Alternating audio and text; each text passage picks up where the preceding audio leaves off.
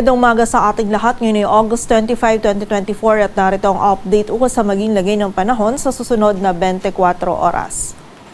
Kaninang alas 3, yung bagyo na minomonitor natin sa labas ng ating area of responsibility na si Typhoon Shanshan ay huling namataan sa layong 1,980 kilometers east-northeast ng extreme northern Luzon. At ayon sa ating latest analysis ay hindi po natin nakikita na ito ay papasok sa loob ng ating area of responsibility at sa kasalukuyan ay wala rin itong direct effect sa anumang bahagi ng ating bansa. Samantala, ang southwest monsoon o habagat ay umiiral pa rin dito sa kanlurang bahagi ng southern Luzon, Visayas at Mindanao, kung saan ngayong araw ay magdudulot pa rin po ito ng mataas na tsansa ng mga pag-ulan, pagkilat at pagkulog dito yan sa may ilang bahagi ng southern Luzon, maging sa kanlurang bahagi din ng Visayas at Mindanao. So pag-iingat po para sa ating mga kababayan dyan sa posibilidad ng mga pagbaha at pagguho ng lupa. Samantala, meron din po tayong minomonitor ng mga cloud clusters dito naman sa may kanluran ng southern Luzon, kung saan continuous monitoring nga po tayo dito sa mga kaulapan nito sa posibilidad na ito ay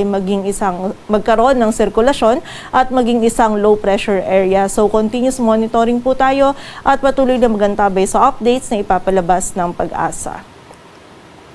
At para nga sa maging lagay ng panahon ngayong araw ng linggo, maulap na kalangitan at mga kalat-kalat na pagulan pa rin yung mararanasan dito sa bahagi ng Mimaropa, dulot yan ng habagat. Samantala, sa nalalabing bahagi naman ng Luzon, kasama na po dyan ng Metro Manila ngayong araw, ay meron pa rin tayong mararanasan ng mga isolated o yung mga biglaan at mga panandaliang pag-ulan, pagkilat at pagkulog, dulot po yan ng mga localized thunderstorms. Kaya kapag po tayo ay lalabas, huwag pa rin natin kalilimutan yung mga pananggalang natin dito sa mga biglaang pag-ulan nito, and also yung mga regional offices din po natin ay nagpapalabas ng mga thunderstorm advisories or babala ukol sa mga pag-ulan nito.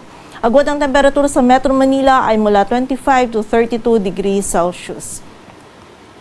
Samantala, sa bahagi naman ng Visayas at Mindanao, ang kanlurang bahagi ng Visayas at Mindanao, partikular na nga po yan dito sa may Western Visayas, Negros Island Region, Zamboanga Peninsula, maging sa bahagi din ng Basilan, Sulu, Tawi-Tawi. Ngayong araw po ay makakaranas pa rin ng mataas na tsansa ng mga pag-ulan, pagkilat at pagkulog, dulot po yan ng habagat. So muli po, pag-iingat pa rin sa mga kababayan natin dyan sa posibilidad ng mga pagbaha at pagguho ng lupa. Samantala, yung nalalabing bahagi naman ng Visayas at Mindanao ngayong araw ay magiging bahagyang maulap hanggang sa maulap yung kalangitan.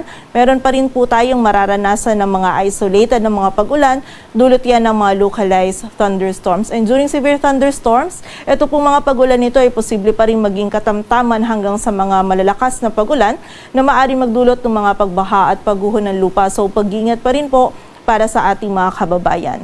Agwat ang temperatura sa Cebu ay mula 25 to 32 degrees Celsius at sa Davao naman ay 26 to 33 degrees Celsius. At para naman sa lagay ng dagat baybayin ng ating bansa, wala po tayong nakataas na gale warning, kaya malayang makakapalaot yung mga kababayan nating mga isda, pati na rin yung may mga maliliit na sasakyang pandagat. Dito sa Metro Manila, ang araw ay sisikat mamayang 5:44 ng umaga at lulubog mamayang 6:13 ng hapon.